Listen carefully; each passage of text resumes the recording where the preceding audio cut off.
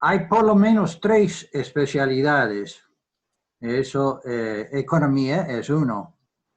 Otro es política y diplomacia. Y el tercero es ciencia militar.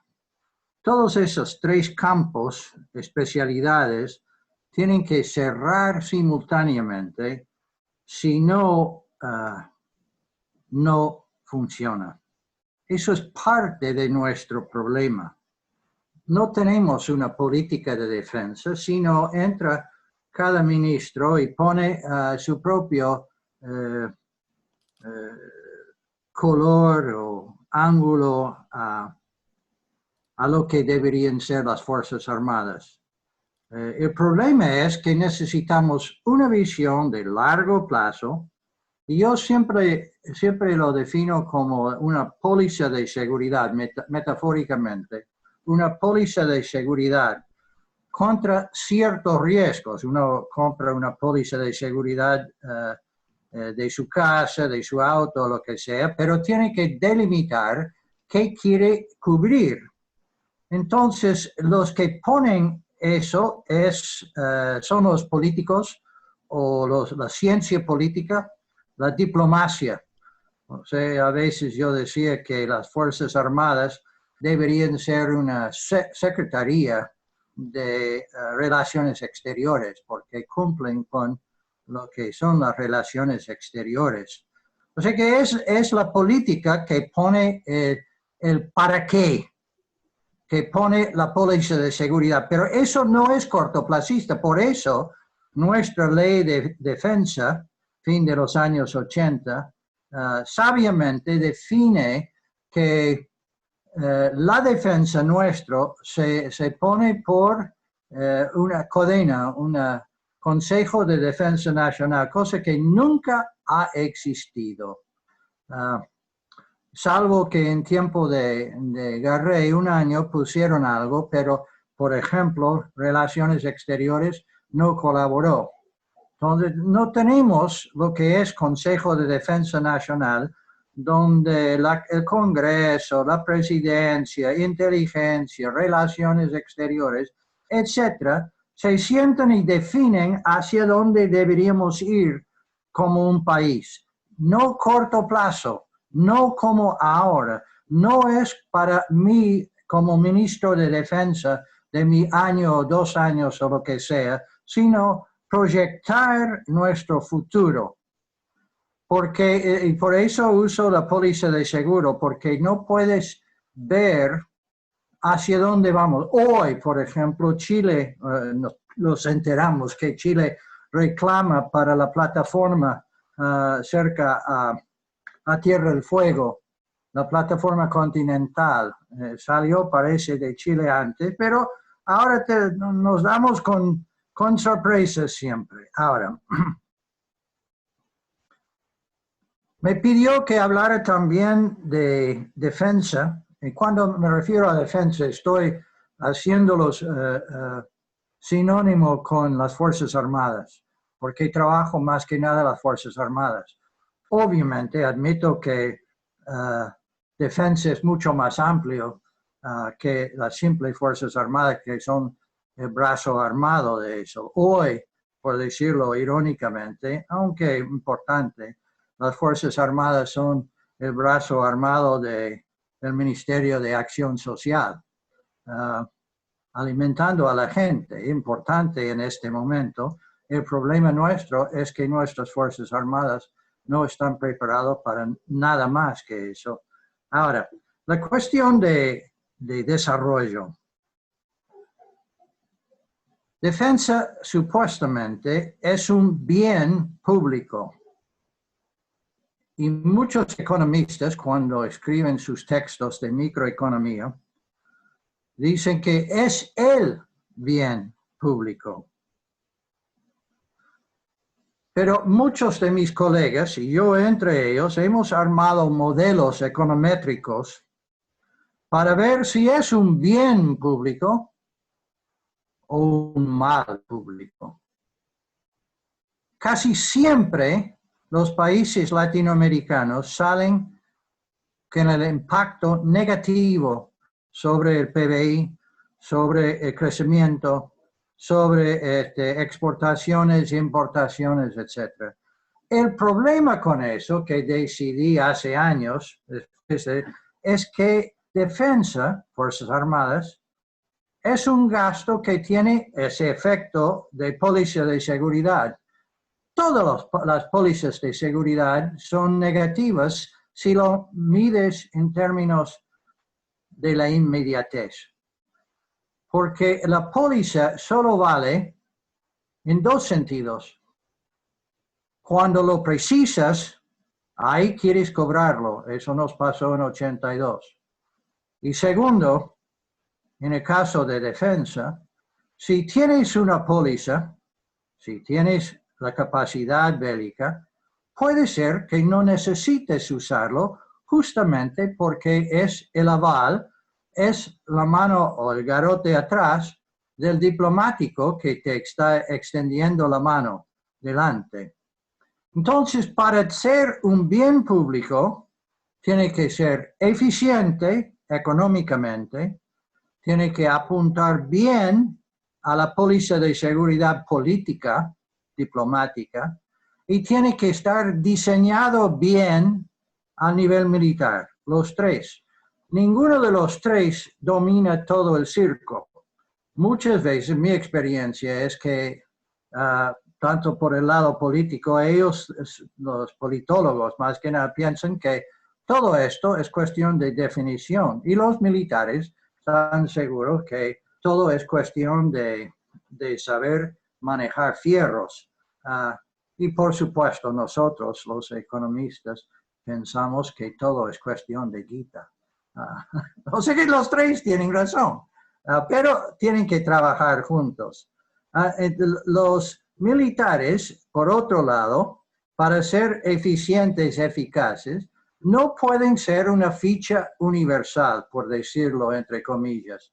O sea que una ficha universal que pueden usarlo para lo que quieras. Típicamente lo que está pasando hoy en día en América Latina, totalmente copado en Centroamérica, es que las Fuerzas Armadas son un adicional constabulario, un adicional a lo que es la policía, porque no tienen capacidad bélica. Y no tienen capacidad bélica porque no pueden comprar lo que son armas, adquisiciones, y porque los militares típicamente, aquí también, lo más importante es cobrar el salario, aunque no debo ser tan negativo respecto a ellos, porque los jóvenes, sin lugar a duda, buscan una profesión que les da sentido a sus vidas. Los pilotos quieren volar, etc. Ahora, entonces, lo que no tenemos que tener es una burocracia inútil. El problema militar, como el problema en el Estado argentino, es que tenemos una tremenda burocracia. Sabemos que desde 2004, creo, el Estado, cargos en el Estado argentino han subido de 1 millón de personas a sus 3 niveles, nacional, provincial y municipal, y ahora son como 3,5 millones. Ahora, eso ocurre también en defensa. Quizá no tanto, pero ocurre. Y el problema nuestro en defensa es que tenemos demasiada gente uniformada y demasiada gente, sobre todo, civil. O sea que yo estoy a favor de los civiles en defensa, pero nos ha ido de la mano. A ver, quizá debería volver ahora a los cuadros. Si pueden mirar los cuadros, tengo entendido que todos van a tener, ¿correcto? En el chat, ¿cuál vamos a ver ahora, Tomás? ¿El 1? ¿Empezamos por ese? Sí, empezamos brevemente por 1. En el chat pueden buscarlo, están todos los archivos, busquen el 1, yo igual voy a compartir pantalla. Ok. Arriba en la izquierda, los cuadros van por número. Ahí está, por ejemplo, cuadro 1 a la izquierda. arriba. Bien, esto es Argentina, pesos corrientes, gastos devengados, o sea que mandados a pagar 2018. El último año que tenemos acceso, y esto viene de Contaduría General de la Nación, que ahí dice ahí a fondo. Disculpen porque esto no es un formato fácil de seguir vía PowerPoint, sino que este cuadro, por ejemplo, iba directamente a CIPRI. Pero ese cuadro que uso en clase, y son datos todo de dominio público, o sea que no hay nada secreto aquí. Y primero doy todos los códigos a la izquierda que definen lo que yo entiendo por gasto militar, y eso es lo que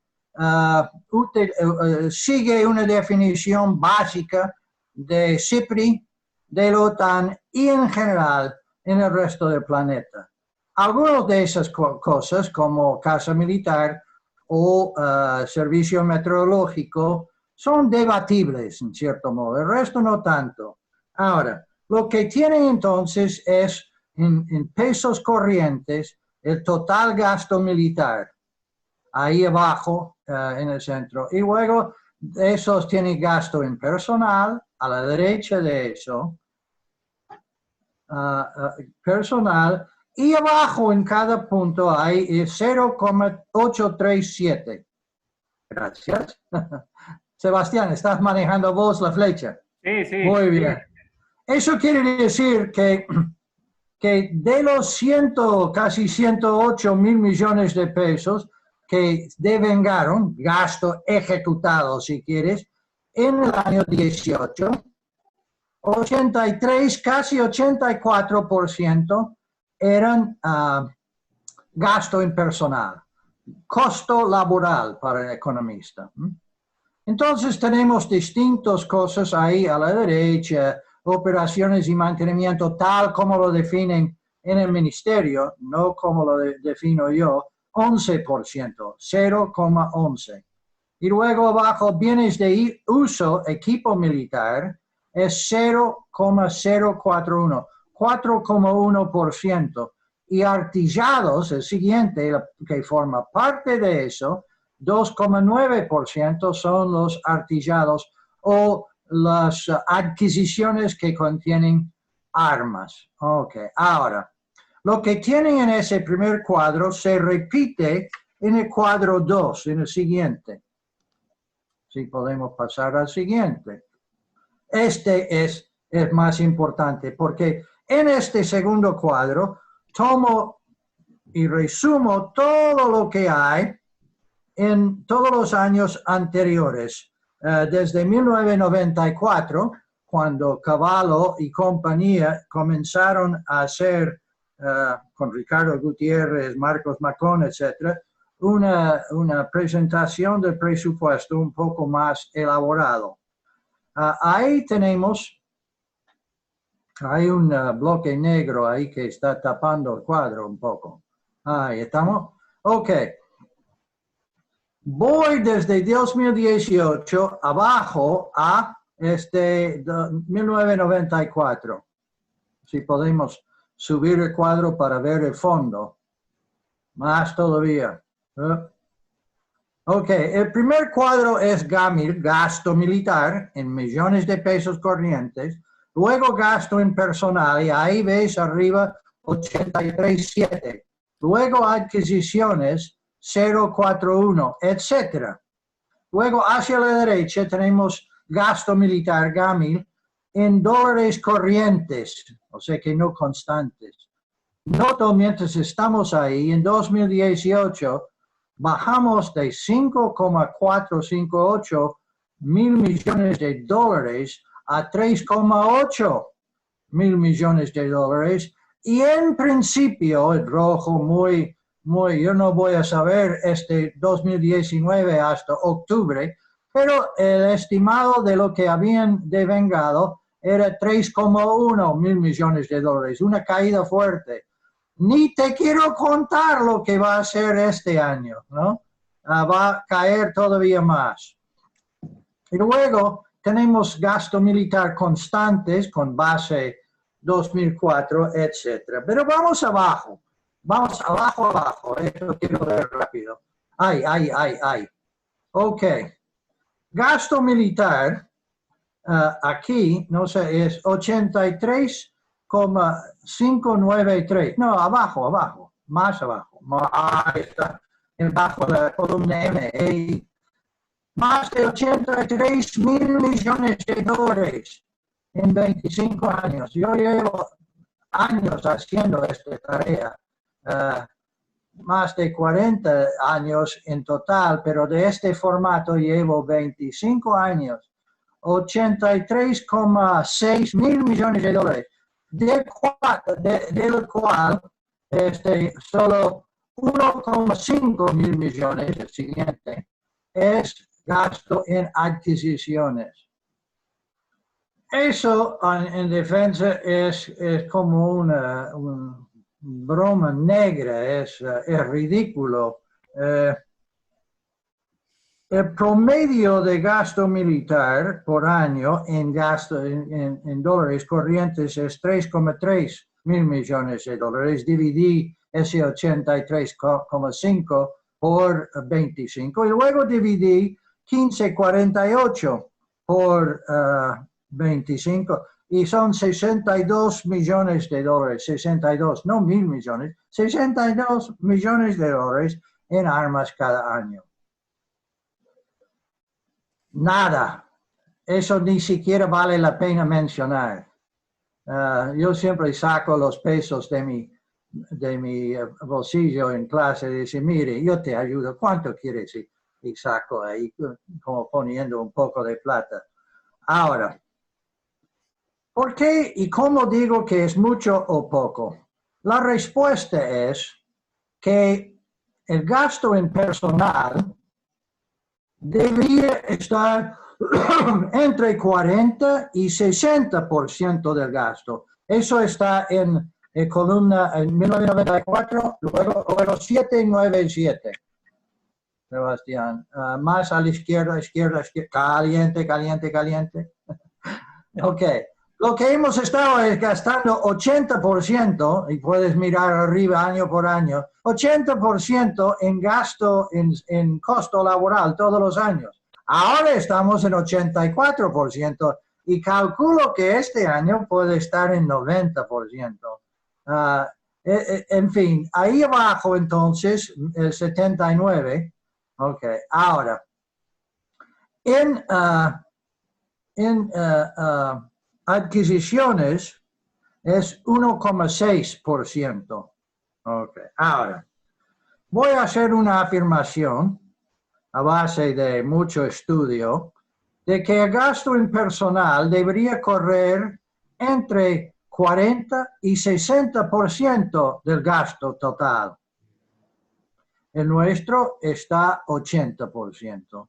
Y que el gasto en adquisiciones, que es 1,6%, debería estar entre, gasto es 797, luego la tercera columna ahí es 0,016, el siguiente, eso es el promedio del gasto militar. Debería ser entre 15 y 25% del total de gasto.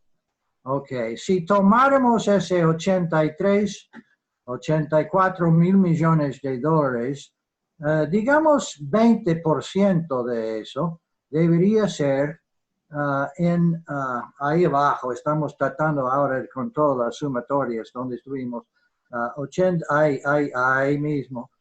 Entre 15 y 20% de ese número, 15 y 25%, perdón, debería ser gasto en adquisiciones, tanto de armas como de no armas. Adquisiciones en el sentido de tienes una casa bombardero, es con armas, y tienes un carguero, avión o barco que no tiene armas. Eso debería ser 15 a 25%. Ahora, ¿por qué afirmo eso? Hay varias respuestas a esto. Uno es, y si bueno, voy a decirlo, y ustedes pueden mirarlo luego, que en gastos de la OTAN puedes estudiar cuánto gastan, y ellos gastan entre 15 y 25% en armas, en adquisiciones, perdón, todos los años, y gastan entre 40 y 60% en personal, que incluye retiros. Ahora, ¿por qué puedo afirmar eso? Porque lo que estamos buscando es una póliza de seguridad.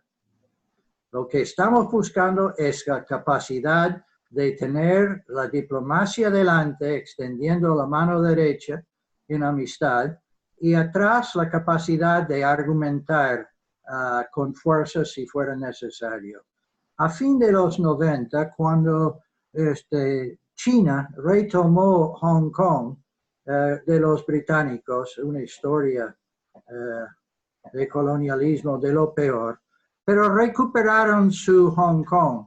Y en ese momento, los ingleses dijeron a China, a los negociadores, que quisieran, si fuera posible, quedar un par de años más. Y los chinos dijeron, está bien, pero sepan que esta noche, a medianoche, entra el Ejército de Liberación Popular, lo cual hizo que los británicos entendieran lo que era el argumento y firmaron y entregaron Hong Kong, que está con un montón de problemas hoy, pero que ese territorio era chino y volvió a ser chino. No así con nosotros con Malvinas y Atlántico Sur, ni lo que ocurrió, nos enteramos esta tarde en Infobay, con Chile ahí en Canal del Beagle, su extensión hacia el sur, la plataforma continental. Además, hay otras razones. La guerra moderna, a ver si vamos rápido. Cuadro 3 es Chile. Cuadro 4.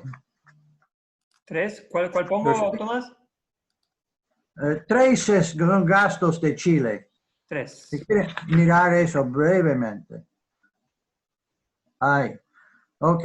Ese es el gasto chileno. Tiene un promedio de 4.300 millones de dólares de promedio. Han gastado 56 mil millones en rojo ahí abajo en creo que son 13 años. Chile está comenzando ahora a ocultar sus datos, lo cual no me gusta. Y luego ellos han gastado 5.719 en armas. Eso es menos, es 10%, 11,4%. Durante años, si ve a la derecha eso, ese 11,4%, han gastado 16%, 17%, 19%, y Bachelet comenzó a bajar el gasto en armas. KB es capital bélico y capital no bélico dividido gasto militar, por eso. En el año 2016 gastaron en armas en Chile 0. Entonces eso baja y ahora de 17 y 18 yo no he podido descifrar todavía. Pero miremos el siguiente cuadro, que es enorme, el cuadro número 4, que es sobre personal en Argentina. Y ahí podemos ver, estos son datos que saco básicamente de la decisión administrativa al comienzo del año. Tiene problemas metodológicos que deberían explicarse, pero no lo voy a hacer. Son datos elaborados por las fuerzas mismas, en el Cóndor, etcétera, ¿no? Y tenían según cada fuerza. Ahora, si podemos pasar a gastos totales aquí abajo, dice, estos son uniformados en cada fuerza, Y abajo, si puedes tocar, hay totales abajo. No. Abajo, hay, por favor. ¿Me entiende? Sí, ahí está, ¿no? Están totales, ¿no se ve? Ok, ahí está. Ok. Estos son personal militar, oficiales, suboficiales, voluntarios y conscriptos. Cargos presupuestados. Son datos oficiales de las fuerzas, pero dado al comienzo del año. Y lo que podemos ver que en 1984 el número de coroneles, que incluye coronel, teniente coronel, capitán de navío, capitán de fragata, etc. Yo pongo entre coroneles, entre comillas, y generales son todos generales de todo tipo, de almirante y brigadier. Tenemos en 84 3,042 coroneles y teniente coroneles. En el año 2013 teníamos 3,727 en rojo ahí. Y ahí entonces tenemos en suboficial principal, aquí abajo de suboficiales, en 84, teníamos suboficial principal 3,587 y en 2009 teníamos 9,200. Y sí, siempre el doble o triple, cuádruple de lo que eran. Y sargento ayudante pasa lo mismo. Ahora, mi parlante está funcionando, ¿no? Sí, se escucha. Porque me dice ahí que not working. No, a veces hay una interferencia, pero volviste, se te escucha bien. Okay. Bien. Entonces, si tienes abajo y ves que en 84, total uniformados, eso incluía un montón de conscriptos. El total eran 15,9, 82,8 y luego conscriptos 89 eran 188,000. Y teníamos coroneles 11,43. Y ahora en 2013 coroneles 1,912 para un total de 74,000 uniformados. O sea que lo que pasa es que lo que se describe no es una pirámide, sino es deformado el pirámide de cargos. Ahora, en 1984 había 19,1%, que es el porcentaje de lo que tenemos ahí. 19% eran coroneles. En 2009 eran 32,6%. Ahora, lo que pasa ahí es que estamos lo que se dice en inglés top heavy, muy pesado por arriba. Si vos no llegas, y luego, mire esto, 33 por 34,6 en 2012. Si vos no sos coronel o capitán de navío, no sos nadie. En cambio, no hay tropa abajo. O sea que, y además, esta gente ya está envejeciendo. El problema del militar es que es un oficio de jóvenes conducidos por viejos sabios. No es un grupo de viejos que tienen unos cuantos jóvenes alrededor. La guerra se hace con jóvenes dirigidos por viejos.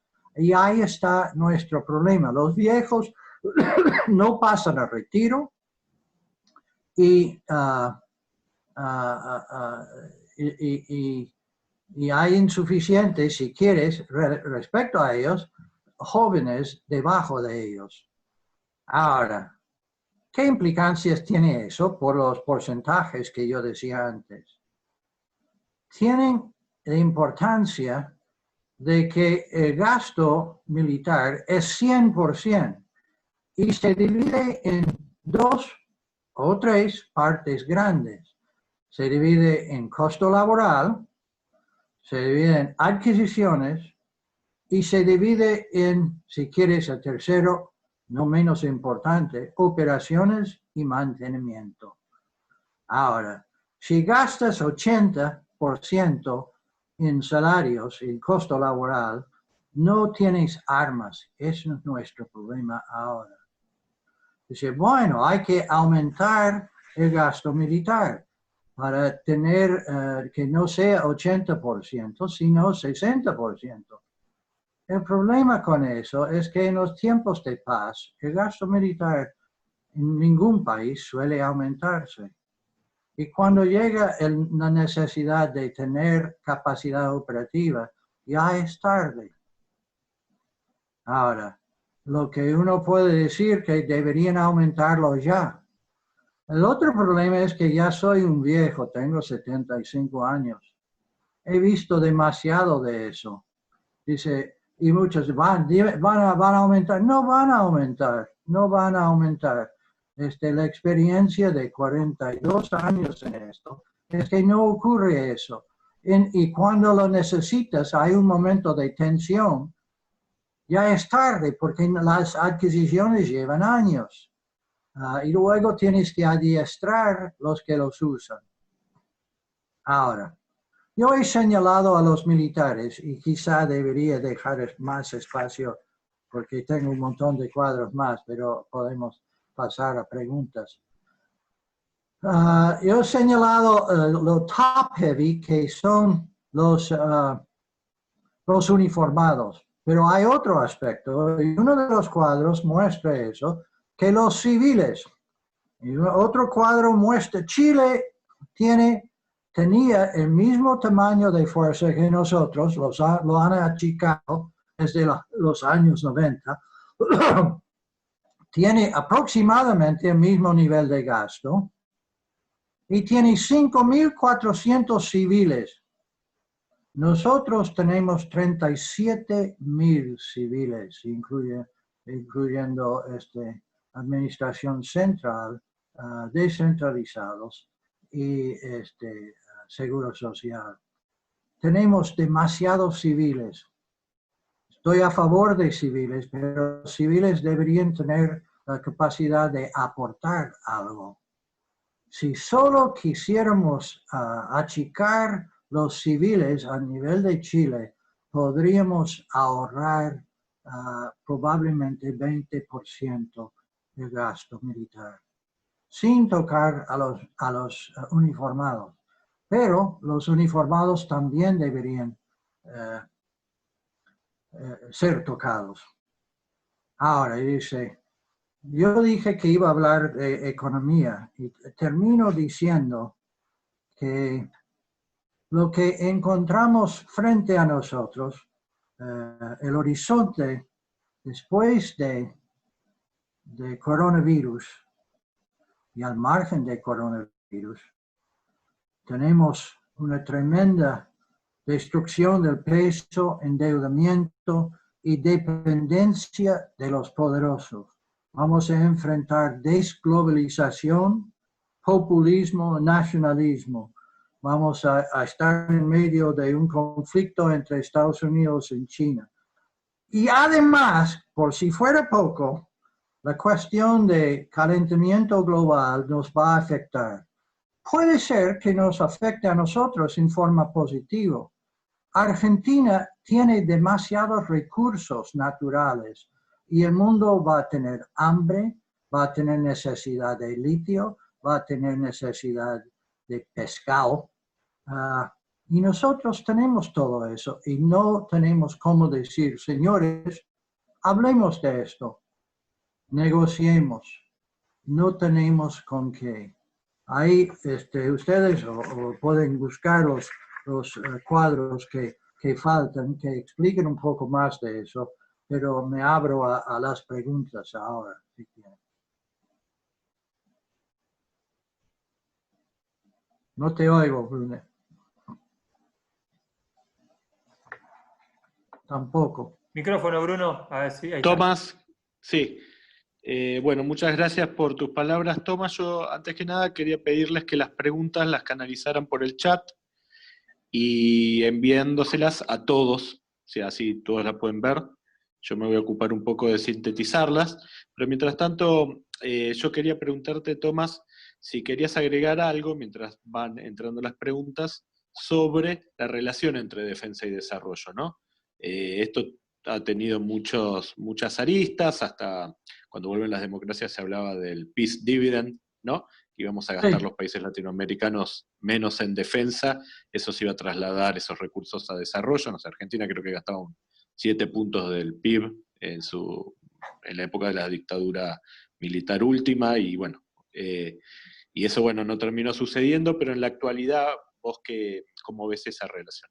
Y mientras yo recojo algunas preguntas. Fundamental lo tuyo. O sea que yo creo que tal como está ahora, nuestro bien público, Fuerzas Armadas, es un mal público.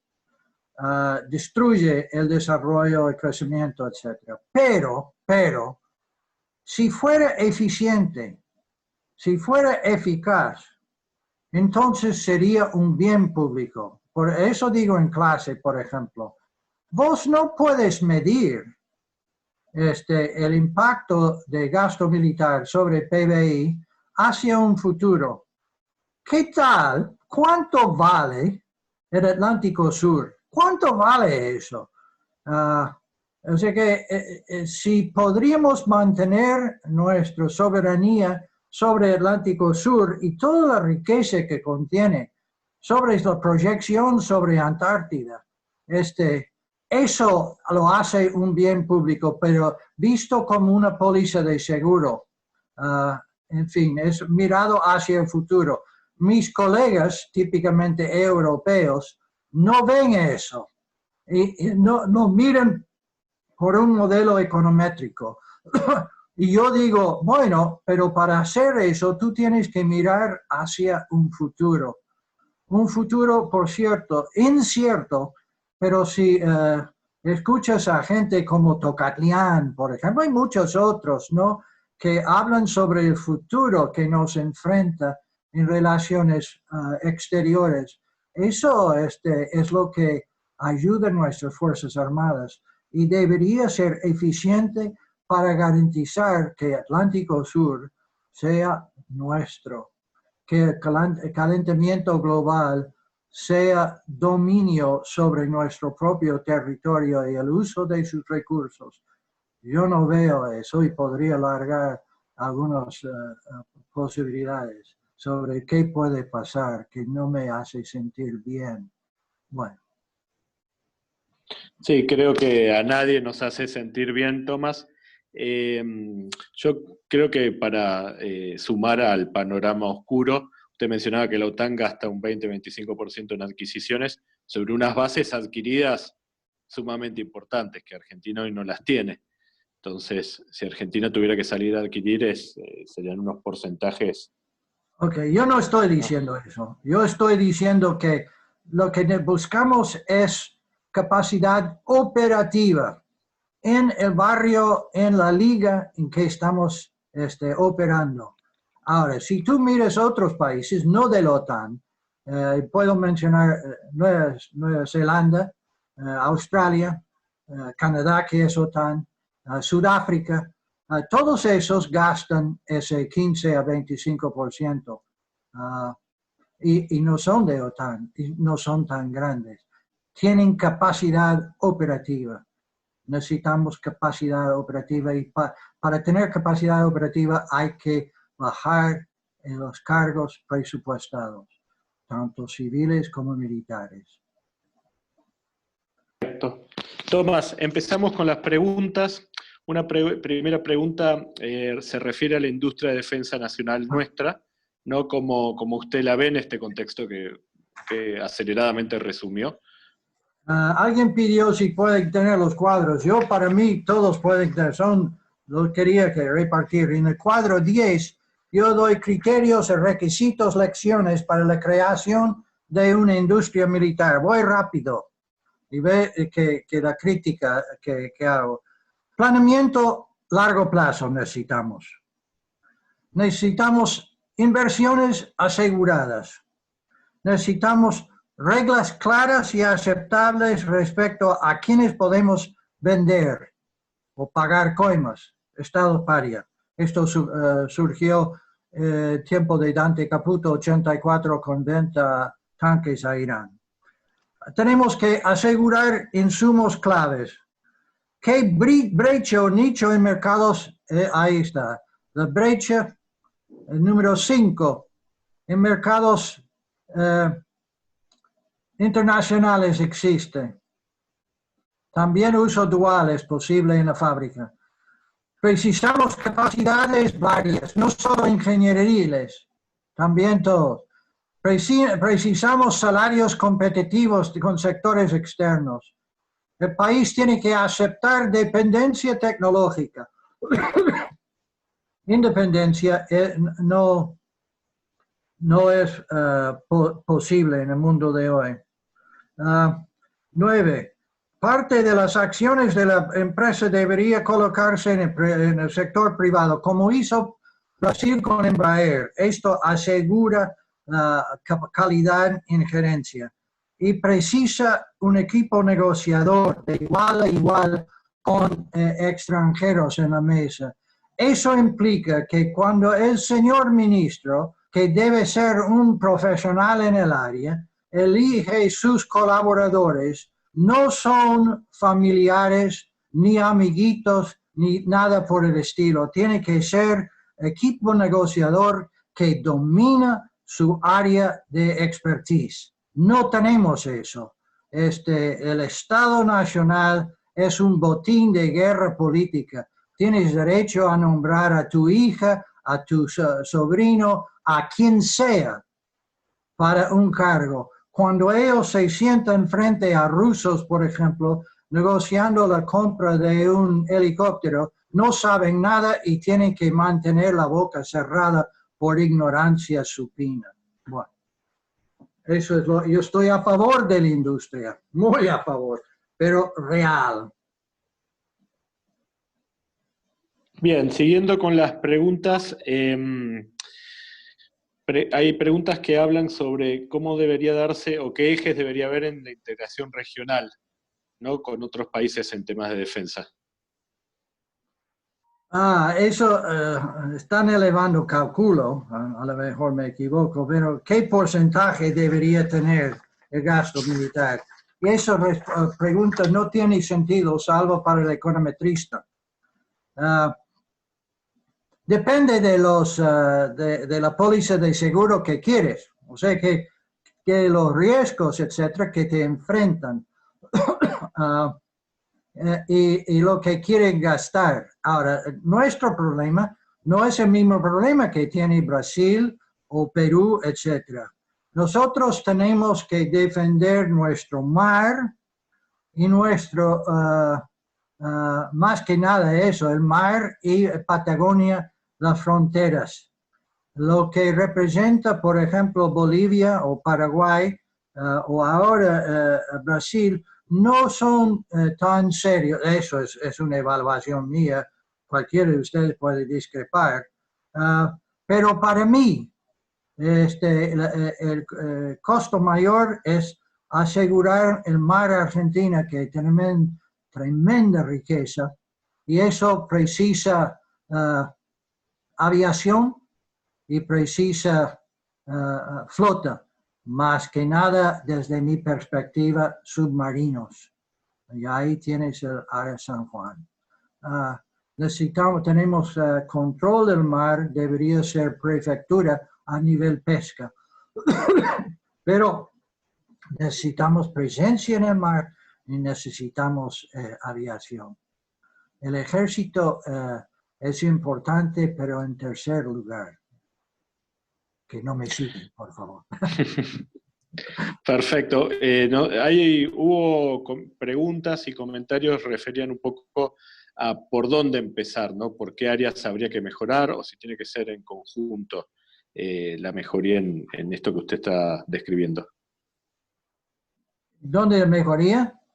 Es gastar menos en personal y gastar más en adquisiciones. Alguien escribió todo equivocado, me gustaría escucharle.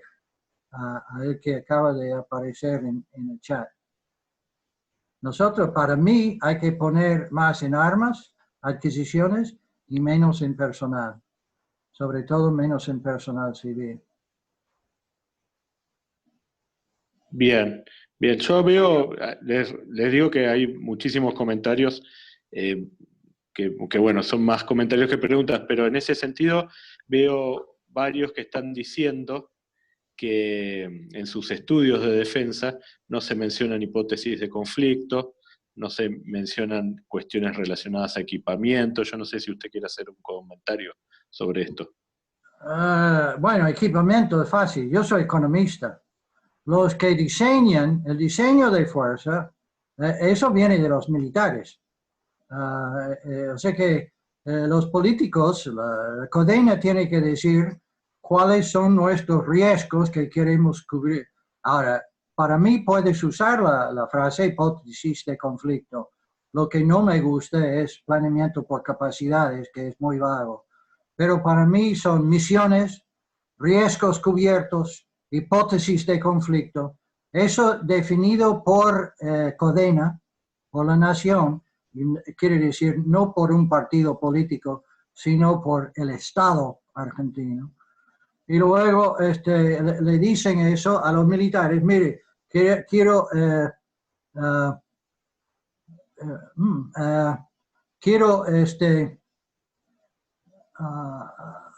tal cosa, y los militares lo diseñan. Y luego dice, bueno, ok, bien, queremos esto, la flota en el Atlántico Sur. ¿Cuánto cuesta eso?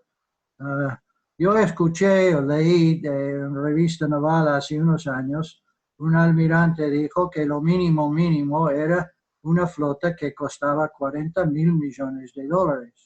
Yo dije, bueno, eso, para mí el almirante estaba en la cuarta luna de Júpiter. Yo entiendo por qué, pero simplemente no podemos. Entonces hay que definir primero el para qué, hipótesis de conflicto, riesgos, misiones, y luego se arma. Y luego ida y vuelta entre los tres áreas de especialidad. Y luego se llega a un punto donde estamos de acuerdo con la póliza de seguro definida.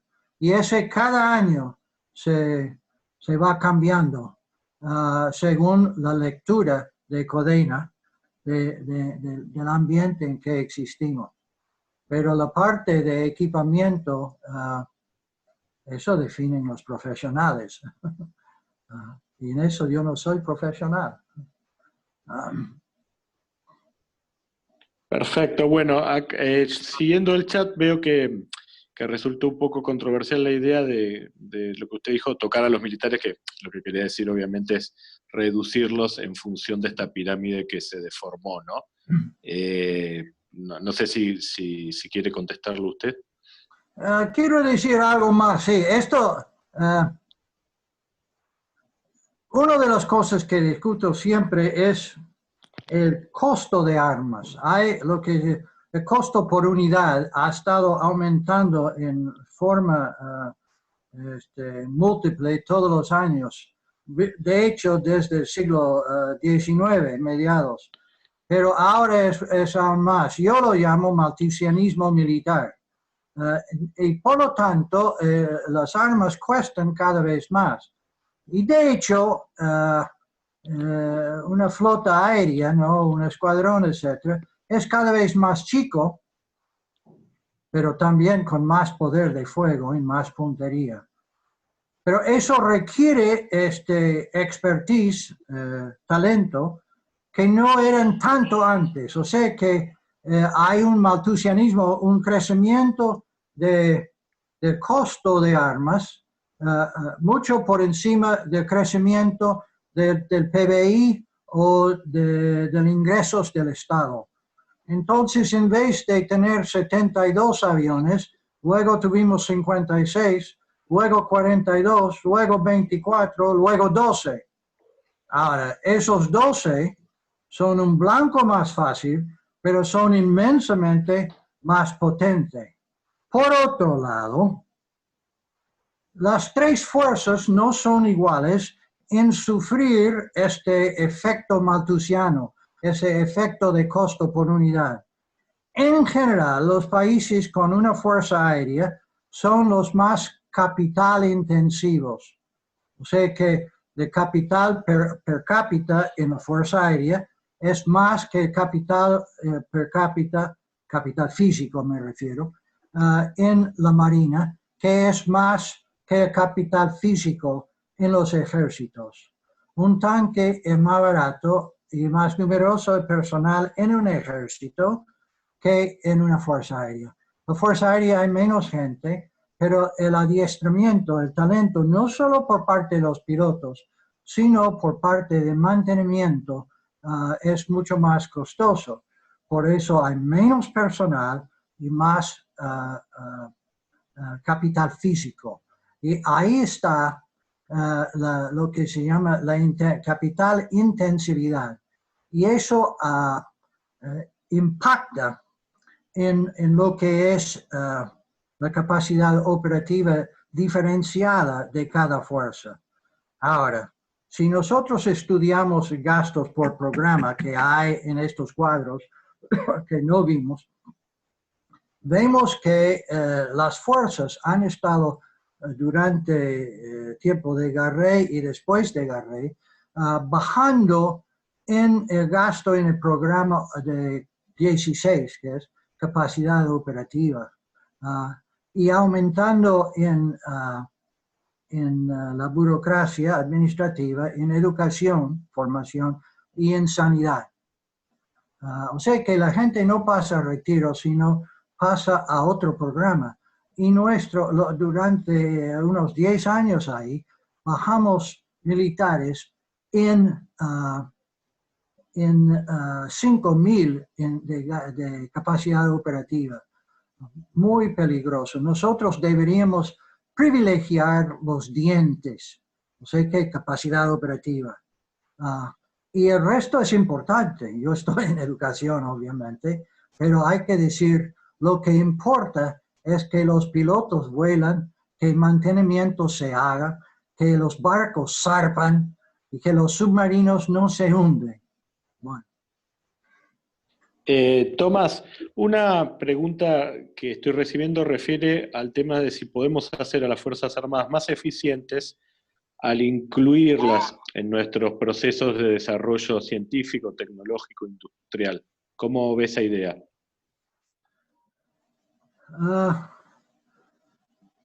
En general, yo busco de los militares capacidad guerrera. Es su rol ahora. Dicho eso, tomando esos 10 puntos, tuvimos nosotros un desarrollo en la Fuerza Aérea en tiempo de Alfonsín, de Cóndor 2. Eso fue manejado por un comodoro, un tipo muy inteligente. Ahora, yo digo, si el militar entra en ciencia, entra en la investigación útil para las fuerzas, entonces eso debería ser su destino final. No puedes dar 2, 3 o 4 años a un PhD en sistemas de guía. Si él entra en dirección de misiles, él va a morir ahí. Por bien de nosotros, porque su talento es demasiado importante para nosotros que él sigue una carrera normal militar de ascenso y pasar a otros destinos. Bien, otra pregunta más refiere al tema que fue muy controversial y que explica en parte lo deforme que es la pirámide en términos de rangos en la Argentina, que era que cuando los militares pasaban a retiro las jubilaciones eran muy pobres. Y esto, bueno, fue sobre todo durante los gobiernos de los Kirchner.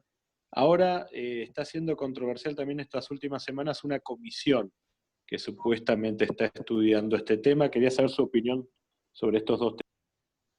Comienzo a temblar. Nosotros tenemos una ley de personal, el 19101, del comienzo de los años 70. No sé quiénes lo escribieron, pero fueron genios. Yo he visto ley personal en otros países, en la región, etc. Y el nuestro es no bueno, es muy bueno. Ahora, dicho eso, obviamente se puede mejorar. Se puede mejorar en cuanto a tiempo sin cargo, pero lo que no está haciendo hoy en día es lo que es ascender o te vas. En Argentina ahora te asciendes y te quedas o sigues ascendiendo. El militar, y por eso es un régimen especial, no un régimen de privilegio, porque realmente no lo es.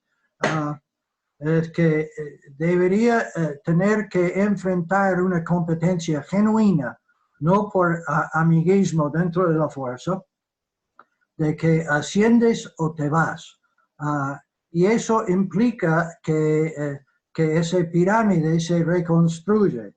Ahora, para hacer eso, también necesitamos que hay retiros decentes y que respetan las leyes que están ahí. Ahora, lo que está pasando en el continente es que están diciendo que la vida del militar debería ser casi eterno, que deberíamos usar sus talentos. Ahora, algo se puede extenderse sobre eso. El militar pasa a retiro, no es jubilado. O sea que sus talentos pueden volver a ser requeridos. Yo vi eso en 2007 ahí con realización. Llamaron a un viejo brigadier, canas totales, que que sabía el tema para manejar lo que había pasado en nuestro sistema de AMBA, de realización. Ahora, no deberíamos seguir lo que están hablando en otros países ahora. Refiero inclusive a Chile y a Uruguay, entre otros, que los militares tengan una carrera. El militar es muy especial. Trabaja 24/7 y es un especialista en algo que está delante de su nariz y elige una arma cuando sale del colegio militar y se especializa cada vez más en eso. No es eterno y se somete entonces a competencia cada 2, 3, 4 años para ascender o no. Y deberían ser los mejores, los más talentosos, que llegan a ser general o coronel o lo equivalente en las otras fuerzas. Tomás, hay una pregunta que refiere al tema si con una mejoría tecnológica las Fuerzas Armadas se pueden usar en lucha contra el narcotráfico. Usted ya ha dado su opinión públicamente sobre esto, pero bueno, nos gustaría escucharlo. La ley antes decía algo sobre eso. Yo creo que los militares son especializados en ciertas cosas.